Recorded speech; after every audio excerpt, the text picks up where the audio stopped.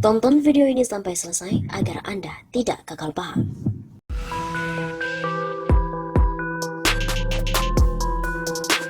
Halo Sobat 651 kembali lagi bersama dengan kami untuk mengulas fakta-fakta perpolitikan dan juga informasi terkini di tanah air.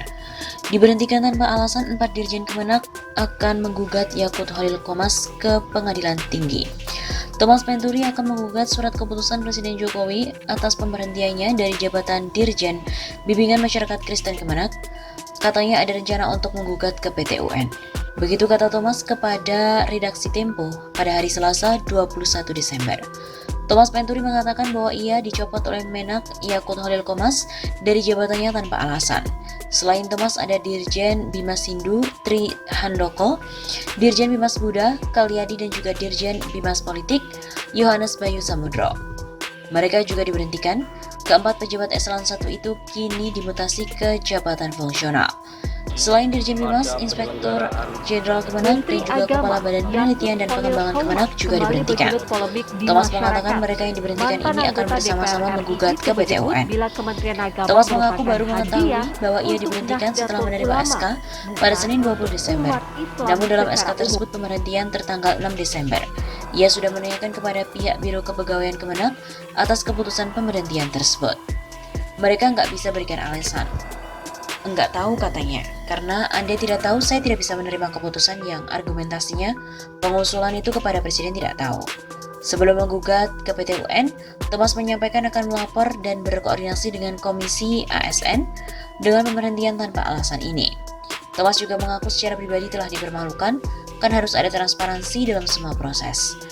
Sekjen Kemenak, Nizar Ali mempersilahkan Thomas menggugat keputusan pemberhentiannya. Ia juga menegaskan bahwa mutasi dan rotasi sudah sesuai dengan peraturan. Pejabat pembina kepegawaian memiliki kewenangan untuk penempatan pegawai dan semua sesuai peraturan perundang-undangan. Begitu ujar Nizar. Nizar juga mengatakan jabatan Dirjen Bimas kini diisi oleh pelaksana tugas. Kepala Kantor Wilayah Kemenak Provinsi Bali akan menjabat PLT Dirjen Bimas Hindu, Direktur Pendidikan Kristen sebagai PLT Dirjen Bimas Kristen, Sekretaris Dirjen Bimas Buddha sebagai PLT Dirjen Bimas Buddha, dan staf ahli bidang manajemen komunikasi dan informasi sebagai PLT Dirjen Bimas Katolik. Menurut Nizar, mutasi dan rotasi ini merupakan bagian dari upaya penyegaran dan peningkatan kerja. Rotasi mutasi harus dimaknai dari sudut pandang kepentingan kementerian, bukan kepentingan orang per orang apalagi pejabat yang bersangkutan. Begitu ujarnya. Sekjen Kemenak, Nizar Ali mempersilahkan untuk para pejabat yang dicopot dari jabatannya sebagai dirjen di Kemenak untuk menggugat ke PT UN. Proses mutasi sudah dilakukan sesuai dengan ketentuan. Gugatan ke PT UN merupakan hak yang bersangkutan dan memang diatur dalam undang-undang. Jadi silakan saja. Begitu kata Nizar. Nizar Ali juga merinci terdapat 6 pejabat eselon 1 di lingkungan Kemenak yang dimutasi ke jabatan fungsional per 6 Desember 2021.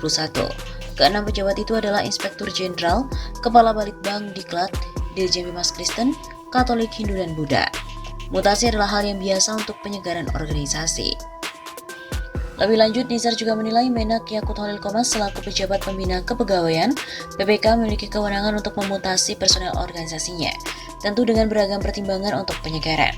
Yang pasti mutasi yang saat ini diambil itu bukan hukuman, tapi upaya penyegaran organisasi. Ini hal biasa.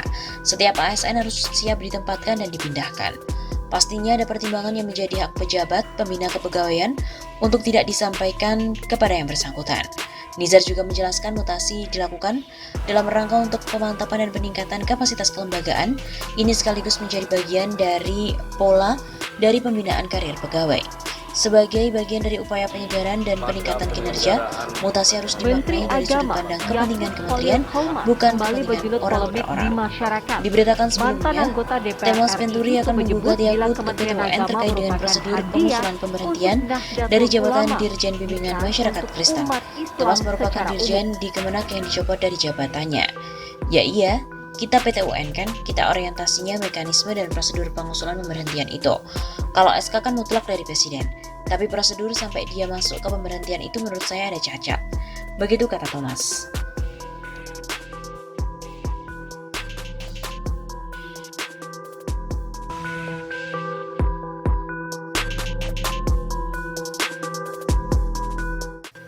Menak Yakut klaim bahwa Kementerian Agama adalah hadiah untuk NU saja, bukan untuk umat Islam secara keseluruhan. Menteri Agama Yakut Holil Komas menyebut bahwa kehadiran Kementerian Agama bukanlah hadiah dari negara untuk umat Islam secara keseluruhan. Tapi, menurut Yakut, Kemenak adalah hadiah negara untuk Nahdlatul Ulama atau NU secara khusus. Pernyataan itu disampaikan Menak Yakut pada webinar Internasional Robitah Ma'ahid Al-Islamiyah (PBNU) dalam rangka memperingati Hari Santri 2021. Kementerian Agama itu hadiah negara untuk NU secara khusus, bukan untuk umat Islam secara umum, tapi spesifik untuk NU. Ujar Yakut sebagaimana tayangan di YouTube berjudul Santri Membangun Negeri, Webinar Internasional Peringatan Hari Santri 2021 RMI PBNU yang disaksikan hidayatullah.com pada Sabtu 23 Oktober siang hari. Sebelum menyampaikan hal itu, masih dalam webinar tersebut, Menak Yakut mulanya bercerita soal keinginannya mengganti tagline "Ikhlas beramal" pada logo Kemenak. Saya cerita ini sebelum saya tutup. Ada perdebatan kecil di kementerian itu ya, ketika mendiskusikan soal Kementerian Agama. Saya berkeinginan mengubah tagline lah, minimal tagline atau logo Kementerian Agama. Tagline Kementerian Agama itu kan ikhlas beramal. Saya bilang gak ada ikhlas, kok ditulis itu? Namanya ikhlas itu dalam hati. Ikhlas kok ditulis, ya ini menunjukkan gak ikhlas. Sebut Menak Yakut dalam memperingati Hari Santri Nasional. Ikhlas itu mungkin kalau ada bantuan terus minta potongan, itu nggak ikhlas. Kelihatannya membantu tapi minta potongan itu nggak ikhlas. Nah, ikhlas beramal itu nggak bagus, nggak pas saya bilang. Lalu tambah Menak, terjadi perdebatan yang berkembang menjadi sejarah asal-usul Kemenak. Waktu itu perdebatan bergeser bahwa kementerian ini harus menjadi kementerian semua agama, melindungi semua umat beragama. Lantas ada orang yang tidak setuju dengan mengatakan bahwa kementerian ini harus Kementerian Agama Islam karena Kementerian Agama itu adalah hadiah negara untuk umat Islam. Saya bantah, bukan.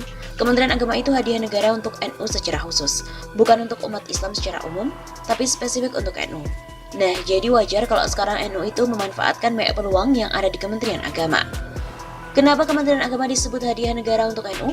Karena menurut Menak Yakut, Kemenak muncul atas dasar pencoretan 7 kata dalam Piagam Jakarta, yaitu ketuhanan dengan kewajiban menjalankan syariat Islam bagi pemeluk-pemeluknya.